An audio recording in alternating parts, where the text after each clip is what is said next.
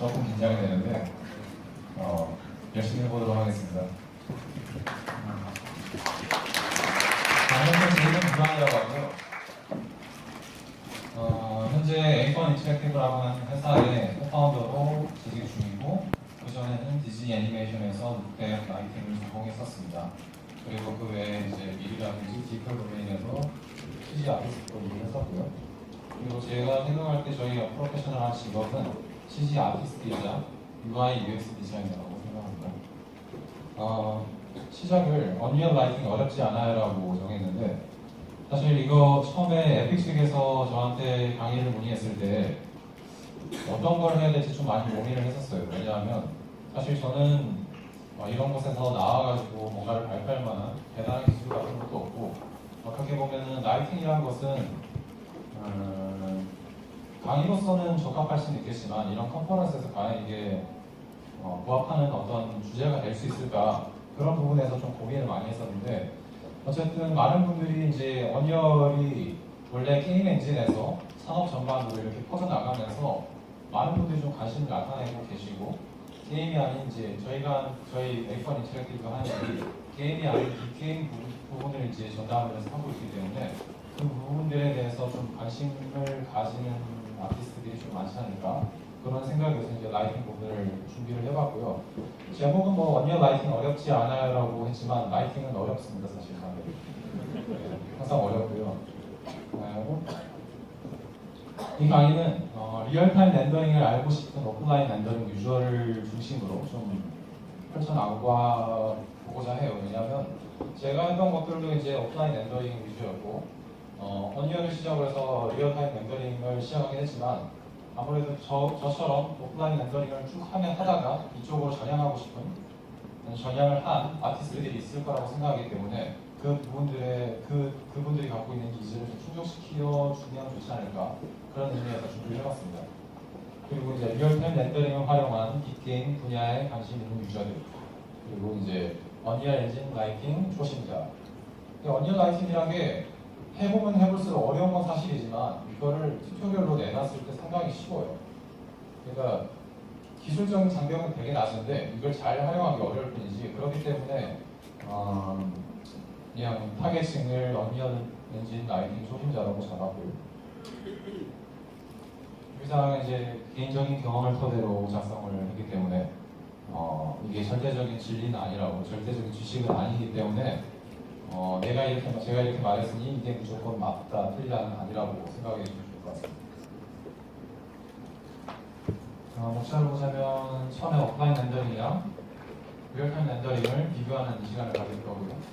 그리고 제가 생각할 때 언리얼 라이팅에서 가장 중요한 부분 중 하나인 테크니컬한 부분, 테크니컬하다고 말하면 테크니컬한 건데, 사실 언리얼 라이팅은 이 부분 라이트네스만 잘 조절을 하면 어느 정도 퀄리티를 낼 수 있다고 생각해요. 그 외에 라이팅을 어떻게 설치하고 어떻게 빛을, 어떻게 컬러를 선택하고, 이거는 여러분들의 어떤 아티스틱한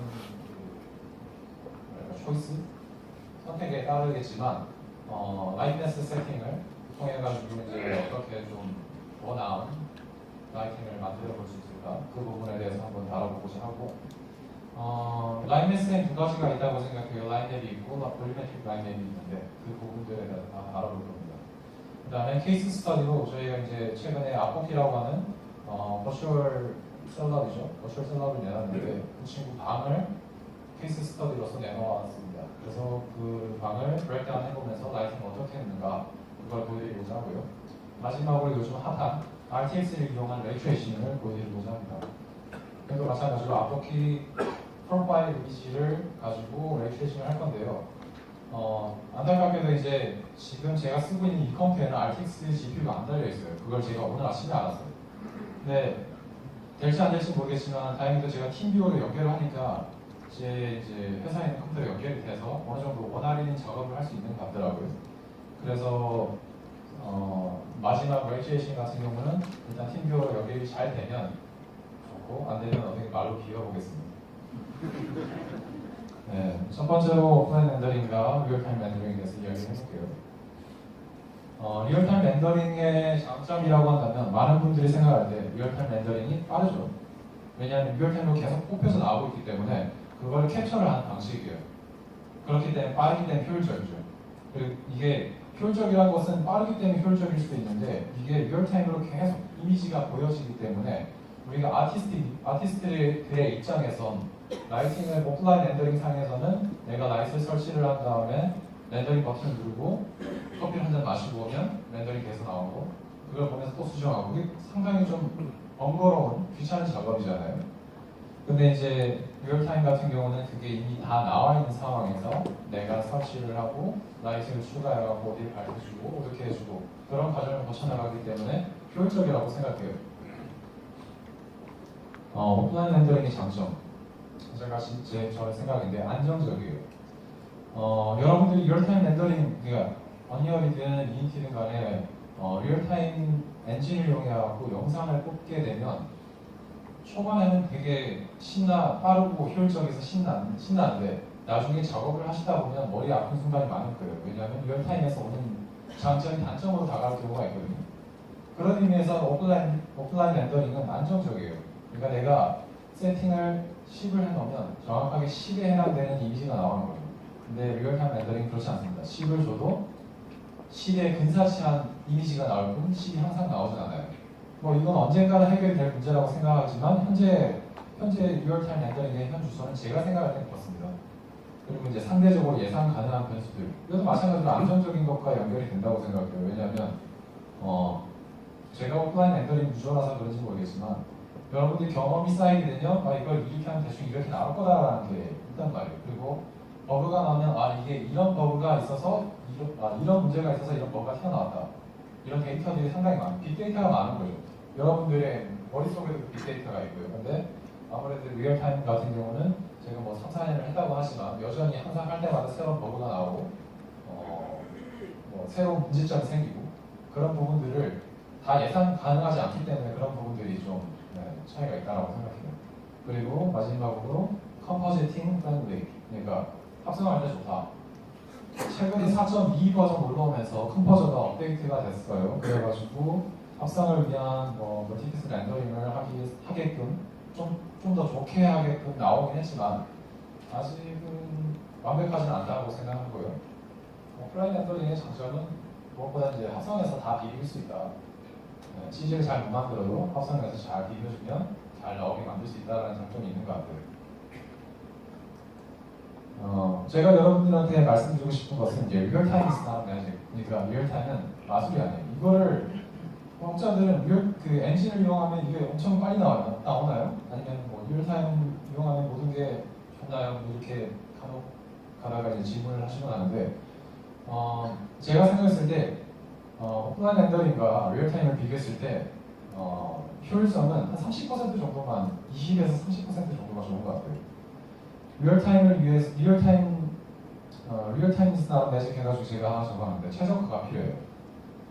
혹자들은 리얼타임을 처음 접해보시는 분들은 이제 이렇게 생각할 거예요. 진짜 헤비한 오브젝트들을 엔진으로 불러다가 집어넣고 렌더링 버튼 딱 누르면 나온다라고 생각하는데 그게 아니에요. 사실 이게 리얼타임에서 이미지가 뽑혀져 나오는 과정은 리얼타임으로 돌아가고 있는 그 게임 화면이죠. 뷰포트 상의 이미지를 캡처를 떠가지고 나오는 결과물이기 때문에 만약에 이 화면, 여러분들의 GPU가 되게 1060이라고 하셔보시죠. 근데 실질적으로 여러분들이 집어넣은 오브젝트들은 1060이 핸들하기 되게 좀 어려운 헤비한 오브젝트들이라고 생각해보세요. 그러면 걔가 과연 영상을 뽑았을 때 과연 잘 나올까? 그렇지 않다는 거예요. 그렇기 때문에 제가 생각했을 때 이제 리얼타임 렌더링을 할 때 가장 우선시 되어야 되는 것은 최적화예요. 결국에 프로그래밍상의 최적화도 있을 거고 지오메트리, 그러니까 여러분들이 만들고자 하는 모델링이라든지 애니메이션에서의 최적화도 있을 거고 리깅에서의 최적화도 있을 거예요. 그래서 게임과 마찬가지로 오브젝트들을 집어넣어가지고 60프레임, 90프레임 잘 나오는 지오메트리들을 집어넣어야지 나중에 여러분들이 리얼타임으로 렌더링을 걸었을 때 두통이 없을 거예요. 그리고 이제 이것도 제 개인적인 생각이에요. Better quality needs more support. 그러니까 퀄리티를 잘 내기 위해서는 진짜 서포트가 많이 붙어야 돼요.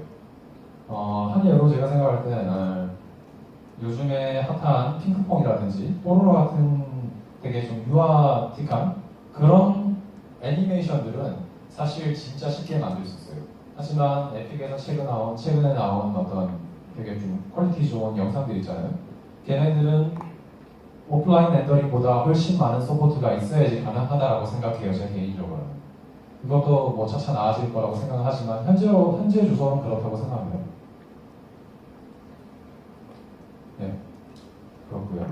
그 다음에 이제 언리얼 엔진 라이팅 마스터가 되자라고 이제 거창하게 붙여봤는데 라인메스에 관련된 얘기예요. 라인메스는 이제 들어가게 되면 라인메스는 제가 여기 갔다 것 같은데 여기 보시면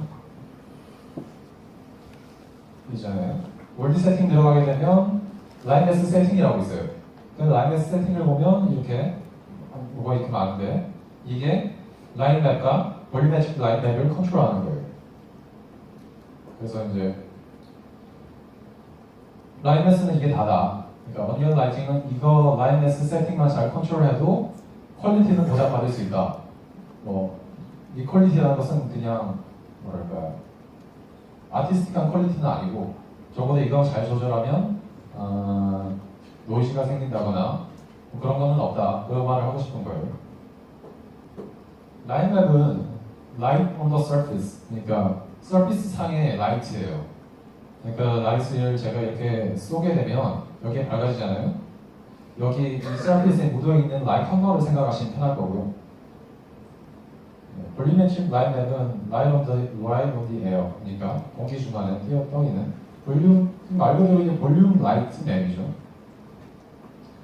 그래서 이제 너무 기초적인 얘기가 될 수도 있겠는데 오프라인 렌더링을 거쳐가지고 연산을 한다는 이미지를 뽑아 나오는 과정이 있잖아요. 근데 언리얼 라이팅 같은 경우는 그게 아니잖아요. 게임이기 때문에 최적화가 필요하고 그렇기 때문에 반드시 라인맵을 편 다음에 라인맵을 베이크를 해가지고 그 결과물을 봐야 돼요. 물론 안 그렇게 하고 이제 다이나믹 라이트를 이용해서 할 수는 있지만 사실 제가 그 부분은 제가 아까 말한 최적화랑 상충하는 부분, 부딪히는 부분이기도 해요.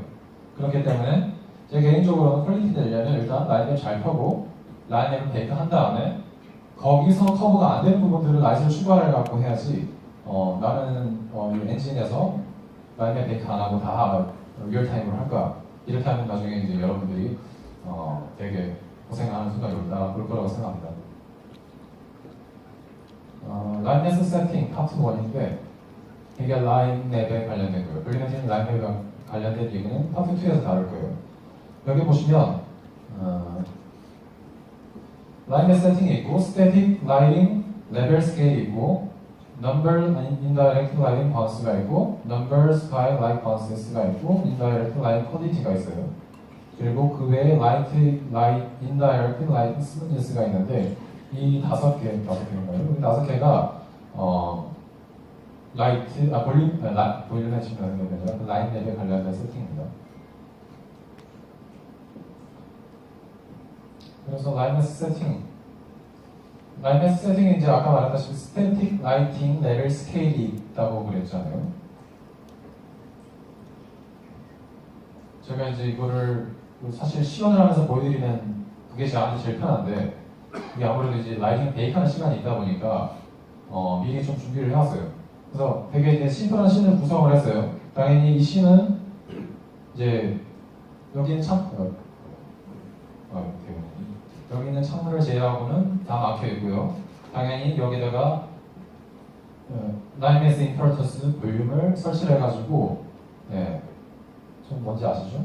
라인메스 임펄턴스 볼륨을 설치해가지고 이제 여기까지만 글로벌 일루미네이션이 영향을 끼치게 할 거야 라고 해준 겁니다. 그래서 이제 스태틱 라이팅 스케일, 레벨 스케일이라는 건 쉽게 생각하면은 붓이라고 생각하면 돼요. 붓. 여러분들이 그림을 그릴 때 엄청나게 커다란 붓으로 그림을 그릴 때랑 작은 붓으로 그림 그릴 때 어떤 차이가 있을 것 같아요? 큰 붓으로 그리면 이제 이게 도화지가 있으면 큰 붓으로 그리면 이 도화지를 금방 치울 수 있죠. 하지만 디테일이 떨어지죠. 반대로 붓이 작으면 디테일은 올라가지만 그만큼 엄청나게 많이 칠해야 되니까 시간이 많이 걸릴 거예요. 그거라고 생각하시면 돼요. 그래서 기본적으로 스테링 라이팅 레벨 스케일은 1로 돼 있어요. 1로 하게 되면 여러분들이 여러분들이 1로 세팅하고 그 라이팅 베이크를 누르게 되면 좀 이상한 결과가 나오고요. 왜냐하면 부차체가 크니까 되게 투박한 이미지가 나온다는 거예요. 그래서 렌더링 라이팅 베이크를 했을 때 스테링 라이팅 레벨 스케일은 이렇게 투박한 이미지가 나와요. 여기 제가 앞에다가 여기는 안 보이겠지만 라이트네스 포탈이라는 걸 설치해놨어요. 그게 뭐 아시겠지만 모르시는 분들을 위해 설명하자면 이쪽에서 빛이 들어간다는 걸 알려주는 거예요. 그래서 지금 여기 라이트 베이크 되고 있는 결과물은 제가 설치한 스카이라이트로부터 오는 라이팅이에요. 이걸 낮춰보겠습니다. 뭔가 좀 보이죠? 여전히 이쪽 보면 라이트이 새어 나오는 걸 볼 수 있어요. 이렇게 하게 되면 더 낮췄어요. 여전히 새어 나오고 있어요. 지금 이게 좀 어두워서 그런데 사실 여기 이 라이트 떨어진 게 좀 있긴 하거든요. 0.1도 낮췄어요. 0.1과 0.3의 차이점, 여기를 보면 알 수 있는데 조금 뭔지 아시겠죠? 여기가 좀 더 디테일하게 표현됐어요. 그래서 스카이라이트에서부터 오는 앰비언 라이트이 창을 통해서 들어오는데 사실 그것도 방향성이라는 게 있기 때문에 이렇게 0.1로 세팅을 했을 경우에 좀 더 방향성이라는 게 설명이 되는 거죠. 그 다음에 그 다음에 있는 세팅이 Number Indirect Lighting Bounces. 이게 이제 이거는 이제 Indirect Lighting Bounce에 관련된 거예요. 그러니까 스카이라이트와는 별개로 제가 여기다가 이제 주광을 하나 설치를 했잖아요. 선라이트를 하나 설치를 했어요. 이 주광으로부터는 바운스, 제가 주광으로 디렉션 라이트를 설치했는데 그 바운스가 몇 번이나 일어나게 할 건가 그걸 이야기해 주는 거예요. 이 숫자가 올라갈수록 퀄리티가 좋아진다기보다는 이 숫자가 올라가면 퀄리티도 좋아지겠지만 이게 밝아져요. 그래서 보시면 밝아집니다. 밝아졌죠. 그 다음에 Number Sky Lighting Bounces가 있는데 이거는 스카이라이트가 관련된 거예요. 제가 처음에 이제 스카이라이트로 이용하고 앰비언 라이트를 만들었잖아요.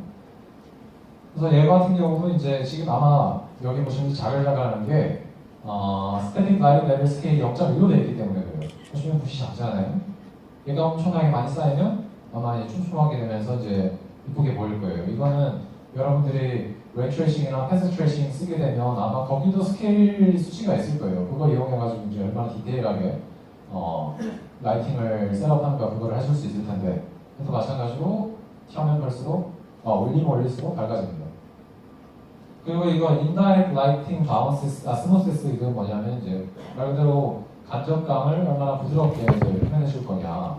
아까 이제 제가 0.1로 했을 때 여기 이렇게 뭐랄까 얼룩이 묻었는데 스무스를 내려주면 이게 더 거칠게 표현이 되고요. 스무스를 반대로 올려주면 이게 잘 이렇게 블렌딩이 돼가지고 나름 이쁘게 돼요. 이게 사실 이것도 완벽한 라이팅 퀄리티는 아니잖아요. 그렇기 때문에 이거를 이제 엔진 안에 있는 라인넷 베이크 퀄리티를 프로덕션 레벨로 올리게 되면 이게 웬만큼 거의 뭐 문제가 없을 만큼 되긴 되는데 그것을 퀄리티를 더 올리는 방법이 있긴 있어요. 그거는 엔진단에 그냥 폴더에 들어가 언리얼 엔진 폴더에 들어가가지고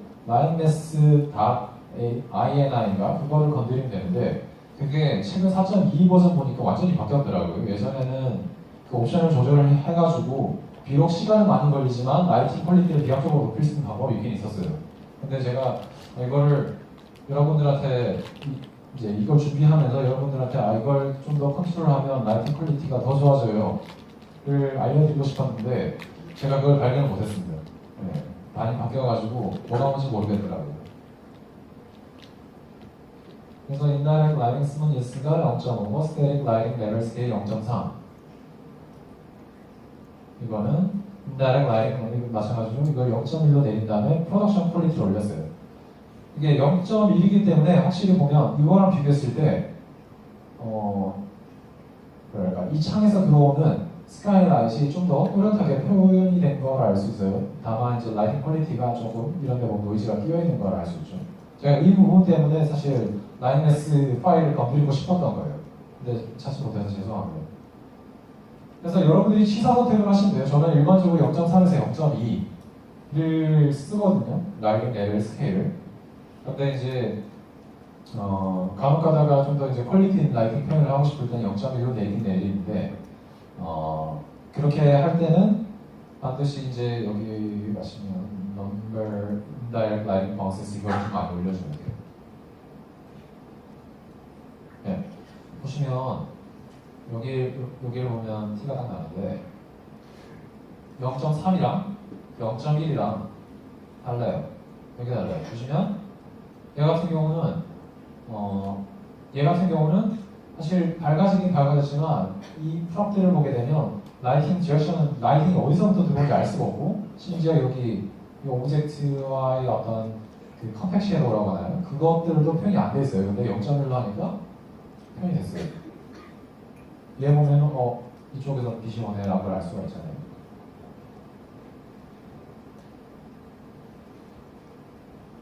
그 다음에 이제 라인에스 세팅 파트 2 볼리메트릭 라인 맵입니다. 제가 볼리메트릭 라인 맵을 뭐라고 그랬어요? 그 라이트 온 디 에어라고 그랬어요. 그냥 공기 중에 떠있는 라이팅에 대한 거라고 말씀드렸습니다. 이거를 이제 볼리메트릭 라인 맵을 이제 비주얼라이즈 한 건데 이제 세팅이 여기 있어요. 보시면 여기 잘려갖고 안 나오는데 아무튼 엔진상에 이쯤에 있는 메뉴 들어가시면 여기 비주얼라이즈가 있고요. 여기 보시면 볼리메트릭 라인 맵이라고 있어요. 얘를 켜면 이렇게 무수한 공이 떠다니는데 이게 이제 볼리메트릭 라인 맵입니다. 아시는 분들 아시겠지만 여기다가 이거요. 모르시는 분들을 위해 설명을 하자면 라인 맵은 라이트 서피스에다가 빛을 베이크라는 건데 서피스에다가 베이크가 돼 있을 뿐 공기 중에 만약에 캐릭터를 그냥 라이트 베이크 안으로 집어넣게 되면 걔는 빛을 못 받잖아요. 걔는 그냥 이 서피스에 침하되어 있으니까. 그렇기 때문에 볼리메트릭 라인 맵이라는 걸 통해서 라이팅 베이크 된 후에도 캐릭터를 집어넣게 되면 그 빛의 밝기가 공기 중에 남아있게 되는 겁니다. 그래서 이렇게 하면 되고요. 이거는 볼리메트릭 라인 맵을 한 건데 지금 현재 여기 있는 공은 라이트 베이크가 안 된 게 아니고 베이크를 한 다음에 그냥 공을 던져 넣은 거예요. 하지만 얘가 여전히 어둡잖아요. 근데 여기 보시면 얘는 밝아요. 얘는 밝은 이유가 볼리메트릭 라인의 세팅 자체가 이제 수치상으로 조절을 하게 되겠다. 수치로 컨트롤하게끔 만들어놨기 때문에 이런 식으로 이제 수치가 띄엄띄엄 돼 있으면 사실 여기가 밝기 때문에 얘 같은 경우는 얘랑 얘 사이에 중간값을 집어넣는 거예요. 그래서 이게 중요한 거예요. 그래서 여기 집어넣게 되면 얘는 당연히 이 공간 안에 있기 때문에 어두워져야 되는데 밝잖아요. 이렇게 되면 문제가 생기는 거죠. 그렇기 때문에 볼리메트릭 라인의 세팅을 컨트롤하는 거예요. 여기 보시면 볼리메트릭 라인의 디테일 셀 사이즈라고 있는데 기본이 200일 거예요. 제가 200으로 한 건데 200으로 렌더링을 하게 되면 이 공 같은 경우는 이 공간 안에 있음에도 불구하고 이렇게 하얗게 뜬 걸 볼 수가 있죠. 그 다음에 볼리메트릭 라인의 사이즈 200은 이렇다는 거고요. 그 다음에 150으로 올렸어요. 150으로 올리니까 여기 보시면 공이 어두워졌잖아요. 그래서 150으로 내림으로써 공을 좀 더 촘촘하게 봐가지고 그럼으로써 이런 오브젝트랑 캐릭터를 넣게 되면 이 캐릭터가 이 공간 안에 있구나라는 걸 표현이 되는 거예요. 그리고 이제 이거는 볼리메트릭 라인 맵 디테일 셀 사이즈를 150으로 했을 경우 보시면 얘는 라이트 베이크한 게 아니에요. 그냥 집어넣게 되면 디테일 사이즈만 내렸을 뿐인데도 빛의 방향에 대한 표현이 돼요. 이게 되게 좋은 거라고 생각합니다.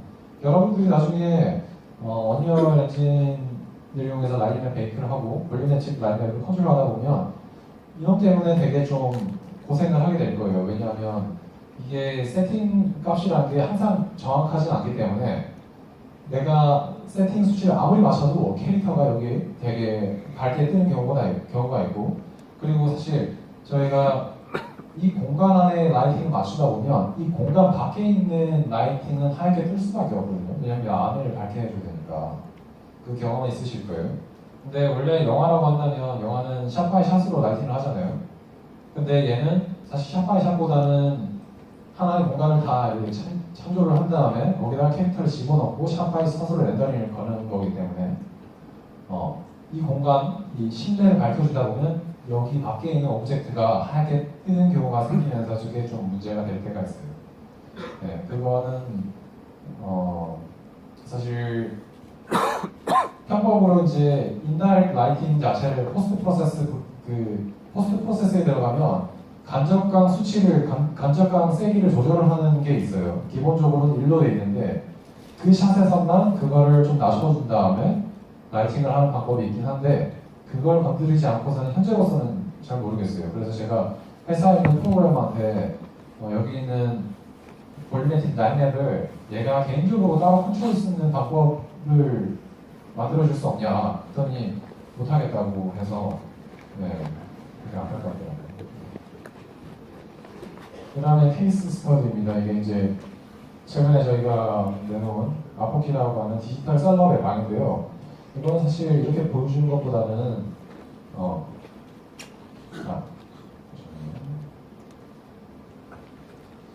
제가 라이팅 수업을 많이 진행하면서 생각이 들었던 건데 라이팅 수업을 할 때 가장 좋은 것은 제가 라이팅하는 것을 직접적으로 보여주고 그 제가 세팅한 결과물 값이 렌더링돼서 나오는 걸 보여주는 게 가장 좋다고 생각을 해요. 근데 이제 아무래도 이 1시간 한 50분이죠. 50분 동안 그걸 다 하려면 문제가 있기 때문에 제가 다 이렇게 베이크를 해왔습니다. 다만 이걸 그냥 베이크해서 말로만 비비기에는 좀 무리가 있을 것 같아서 제가 엔진 자체를 갖고 왔어요. 그래서 여기서 직접 베이크를 해서 볼 수는 없겠지만 제가 그냥 세팅을 대충 보여주면서 이렇게 했다라고 보여드릴 수 있을 것 같습니다.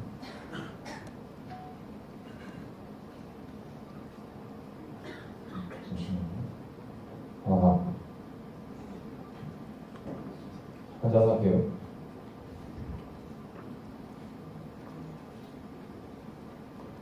네. 일단 방인데 이 방은 이제 저희가 아포키 방이라고 아포키라는 캐릭터를 위한 방으로 만들었다고 했죠. 이 방을 만들 때 저희가 신경 써서 했던 것은 이거는 유튜브 방송을 주로 하고 있는 캐릭터이기 때문에 매번 작업할 때마다 작업 공정이 많이 들어가면은 제가 죽어요. 라이터들이 죽거든요. 왜냐하면 오프라인 렌더링 하는 것처럼 매주 렌더링을 해서 내놓는다는 건 말이 안 되기 때문에 저희가 했었어야 되는 작업은 라이트 세팅 자체 그리고 볼륨매틱 라이트 세팅 자체를 캐릭터를 집어넣었을 때 그냥 그 캐릭터가 거기 있는 듯한 느낌이 들게끔 세팅을 해놓은 거예요. 그래서 아포키 작업은 사실상 그 아포키를 열연하시는 그 가수분이 모캡이랑 페이셜 캡처를 뜨게 되면 그냥 그거를 엔진에서 렌더링 건 다음에 에디팅하는 식으로 진행을 해요. 물론 이제 매번 집어넣을 때마다 조금씩 라이팅 위치가 바뀌긴 하기 때문에 그런 부분에 대한 수정은 있지만 사실 뭐 30분 내외로 컨트롤이 된다고 생각하고 사실 그런 부분 때문에 시간이 좀 많이 걸렸어요. 그래서 이거는 이제 스카이라이트입니다. 스카이라이트는 여기 보시게 되면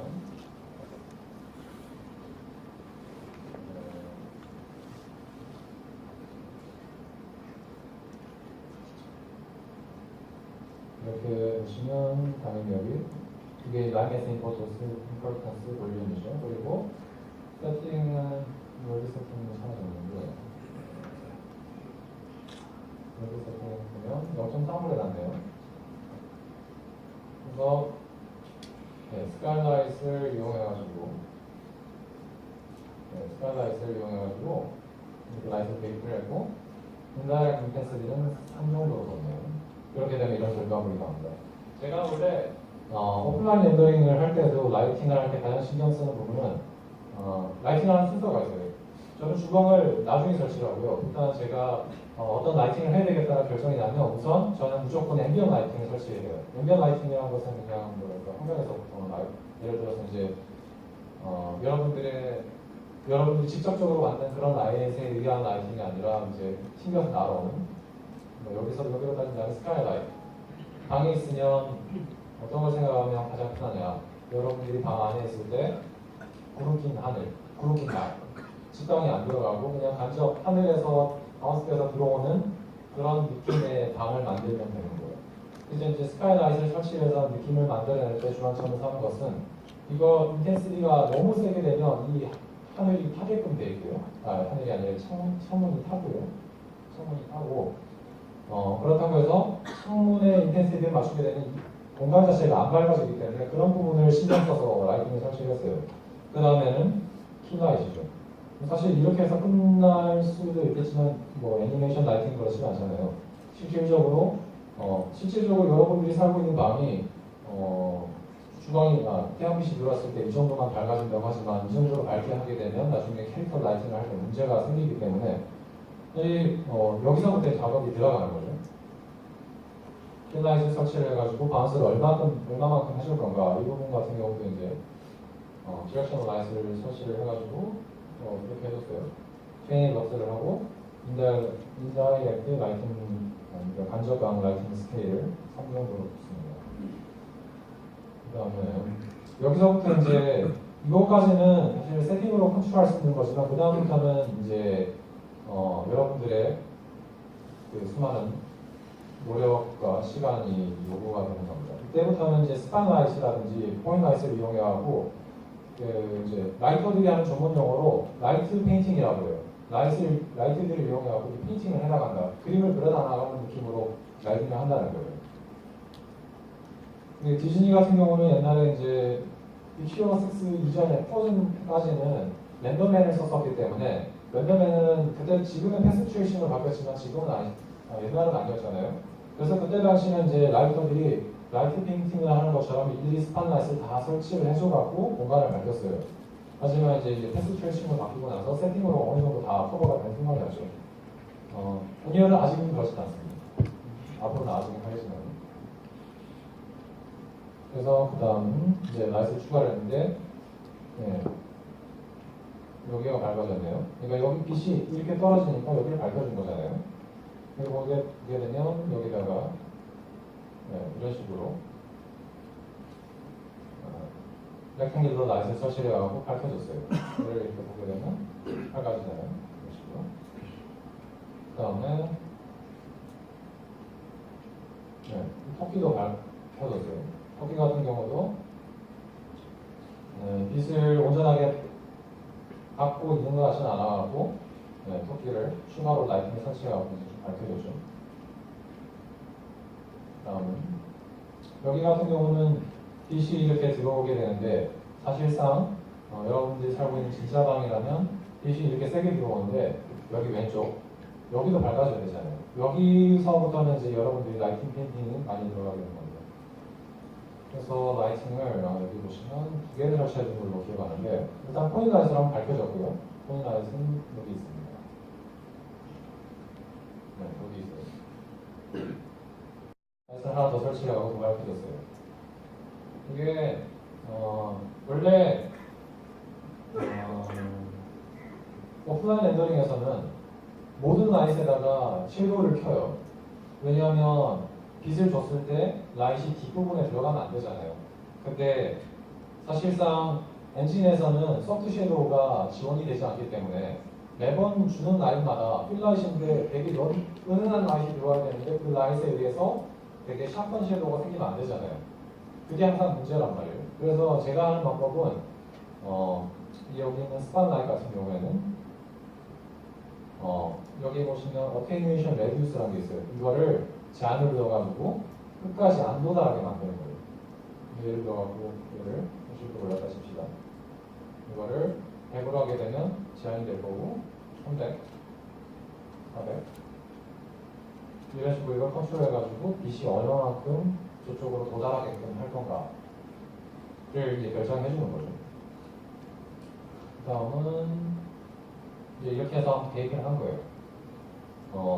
이게 언리얼 라이팅을 하게 되면 매번 베이크를 하는 건 아니고요. 저는 개인적으로 매번 베이크를 하진 않고 우선 스카이라이트랑 주광은 반드시 베이크를 해요. 그 이후부터는 포인라이트랑 스카이라이트를 이용하면서 베이크를 하진 않고 일단 무버블 라이트로 다 설치를 해놓고 느낌을 어느 정도 만든 다음에 베이크를 해요.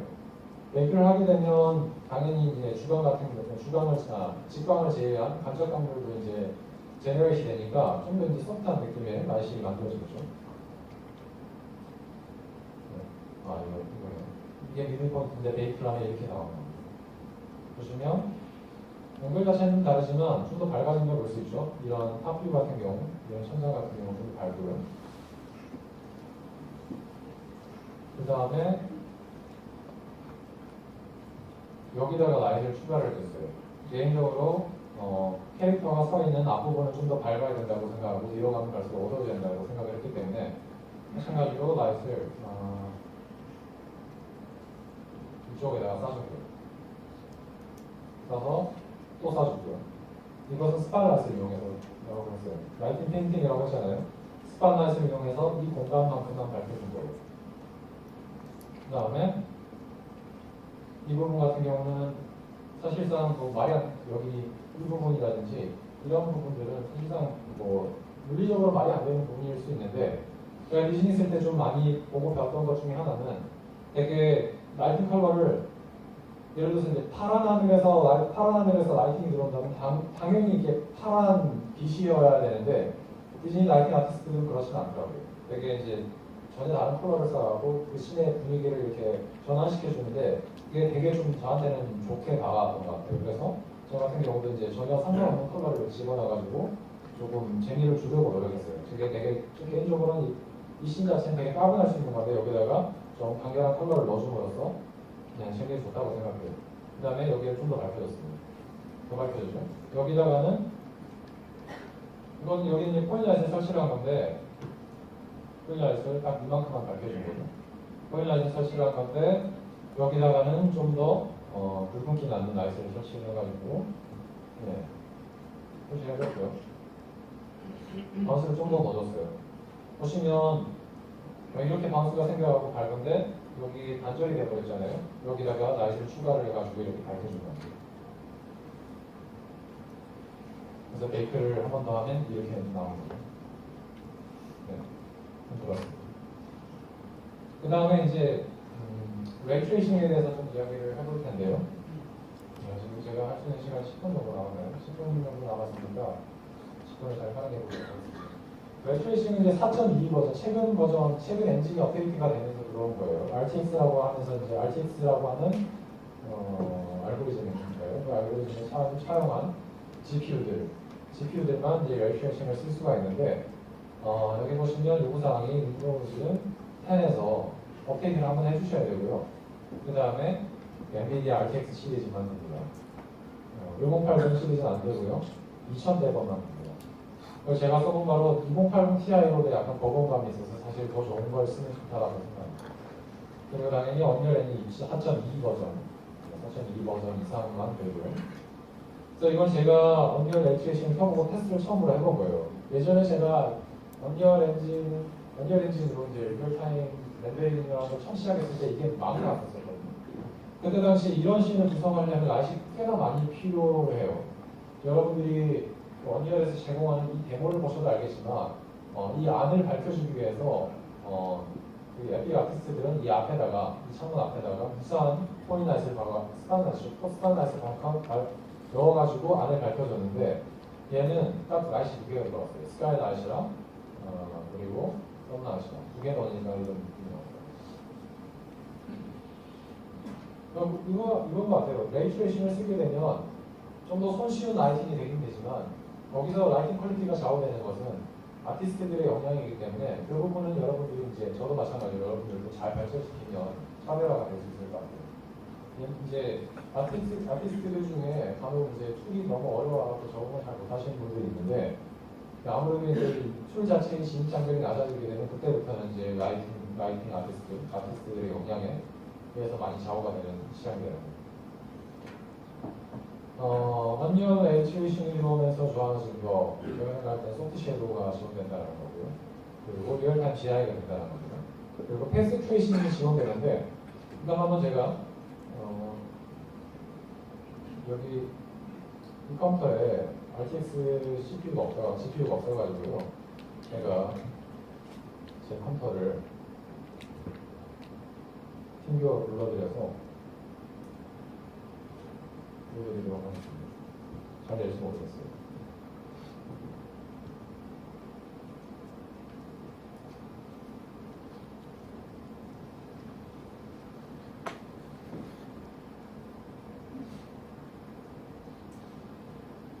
네.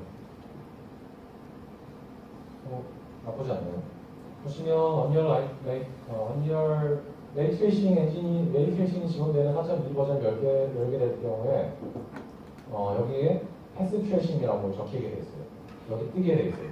만약에 4.2 버전을 언리얼 엔진 버전용으로 안 열면 레이트레이싱 엔진으로 안 열면 여기 패스 트레이싱이 없기 때문에 이걸 확인해 보셔야 되고요.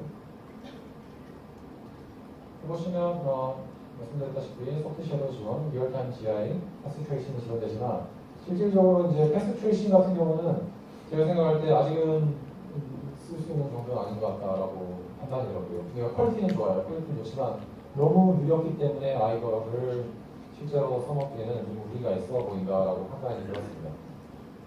그래서 제가 생각할 때는 어느 정도 데이트를 하고 어느 정도 한 절반 이상, 한 80%, 70%는 데이트를 하고 나머지 캐릭터 라이팅을 할 때 리얼타임 CI를 쓰면 좋겠다라고 판단이 들더라고요. 그리고 이제 언리얼 엔진 레이트레이싱이 한데 이건 제가 써보면서 이제 괜찮은 문제들인데 일단 투사이드 페이스에 대한 섀도우가 생성이 안 돼요. 그래서 나중에 제가 이제 그 예제를 보여드리면 아마 볼 수 있을 텐데 투사이드 이제 오브젝트를 이렇게 쓸 때 이 오브젝트 자체가 투사이드가 안 돼 있으면요 섀도우가 뚫고 들어옵니다. 그러니까 빛이 뚫고 들어와요. 그리고 히든 섀도우라고 해서 오브젝트를 심어놓고 그 오브젝트는 안 보이는데 섀도우를 만들고 싶을 때 그것도 안 돼요. 그리고 트랜스루센시가 아직 약하고요. 그리고 이제 자동차 렌더링을 할 때 필요한 클리어 포트가 약합니다. 이 부분은 4.23, 24 버전 올라가면 보완될 거라고 생각하기 때문에 커다란 이슈는 아닐 거라고 생각해요. 마지막으로 이게 이제 언리얼 엔진 4.2 버전이 업데이트가 되면서 저희가 이제 포켓라는 캐릭터로 이제 프로필 이미지를 만들어 본 건데 이걸 예제로 보여드리겠습니다.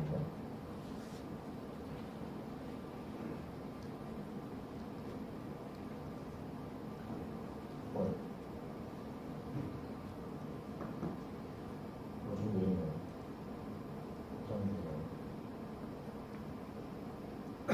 일단 이거를 와이어프레임에서 주점이고요. 리스로 바꾸게 되면 아무것도 안 보일 텐데 일단 킬라이트를 켜볼게요. 당연히 킬라이트는 이 캐릭터가 받아야 되는 느낌.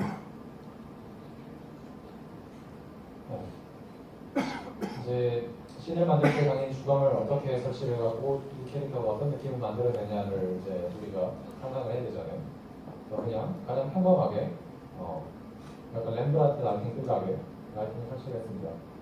이제 4.2 버전의 레이트레이싱이 들어오면서 렉탱귤러 라이트이 모양이 바뀌었어요. 그전에는 진짜 네모였는데 이제는 약간 이런 식으로 헥사곤이라는 데 이렇게 바뀌었어요. 당연히 아시겠지만 여기 있는 소스 웨트를 조절하게 되면 섀도우가 샤프하게 떨어지고요. 얘가 커지면 커질수록 소프트 섀도우가 만들어집니다. 그 다음에 뒤에다가 이제 웹라이트를 싸죠. 저는 보통 캐릭터 라이팅을 할 때 되게 오래된 라이팅 방식이긴 하지만 3조명으로부터 출발을 해요. 그 3조명을 무조건 쓴다라는 건 아니고 일단 킬라이트, 필라이트, 웹라이트를 설치를 하고 나서 거기서부터 이제 출발을 하는 거예요. 이거는 안 되는 거 같고 그 다음에 이거는 아닙니다.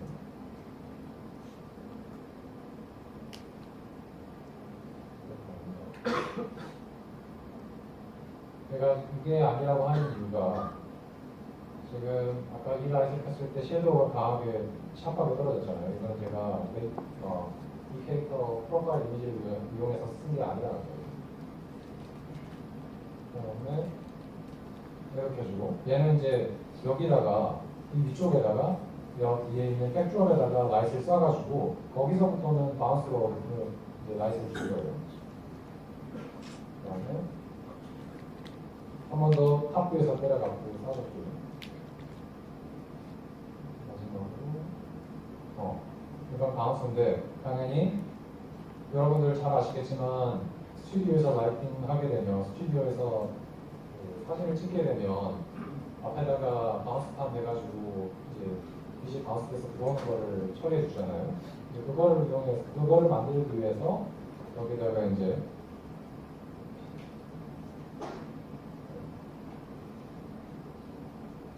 이게 아까는 잘 됐는데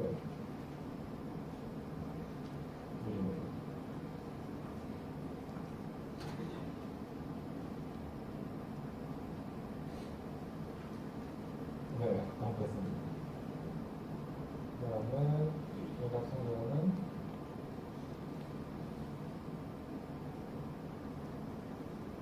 이건 쓰지 않았네요.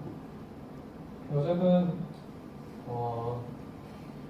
사실 이 같은 느낌을 레이트레이싱이라는 걸 쓰지 않고서도 충분히 만들어낼 수 있다고 생각해요. 다만 이게 이제 레이트레이싱 들어오고 나서부터는 소프트 섀도우가 잘 나오기 때문에 그만큼 좀 깊이감 있는 이미지를 만들어낼 수가 있고, 그리고 이제 실시간 바운스가 되기 때문에 다른 곳에다가도 라이트를 쐈을 때 캐릭터를 밝혀줄 수 있다는 장점이 있는 것 같아요.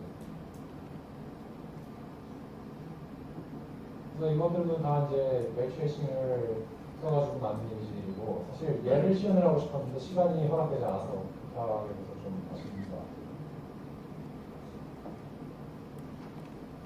네, 마지막으로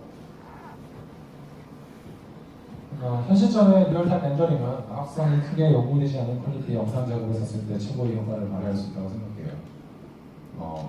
그러니까 야무키라든지 포로라든지 그런 합성을 굳이 안 해도 퀄리티를 어느 정도 낼 수 있는 그 프로덕션의 퀄리티에 부합하는 것들을 만들어낼 수 있다면 좋다고 생각하고요.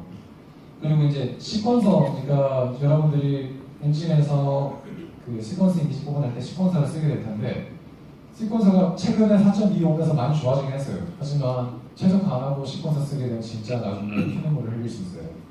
하나의 예로 저희가 예전에 이제 SK랑 프로젝트 하나 진행한 게 있었는데, 이게 4분짜리 킹 애니메이션이었어요. 그리고 플러스 시뮬레이션은 알렌비 캐시로 불러들여갖고 했었는데, 그 알렌비 캐시가 40기가까지 했었거든요.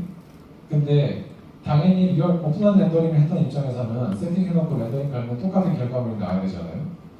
근데 패스를 따로 셋업을 해가지고 렌더링을 걸어가고 나중에 합성을 했는데, 나중에 합성을 한 것을 결과물로 뽑아내서 보니까 패스가 다 다른 거예요. 그러니까 뒤로 가면 갈수록 이겨요. 이게 이제 컴퓨터에 따라서도 다를 거고 그 상황에 따라서도 다를 거고, 그러니까 뒤로 가면 갈수록 애니메이션이 밀리면서 입도 안 맞고 동작도 안 맞고 패스도 안 맞고 그러면서 진짜 죽을 뻔했는데, 어쨌든 최적화해서 써야 되고 웬만하면 나눠서 작업을 해라 라고 생각하면 좋다고 생각합니다. 네, 여기 있죠. 헤비하고 긴 애니메이션을 시퀀스에서 애니메이션 할 경우 타임 이슈가 생길 수 있다.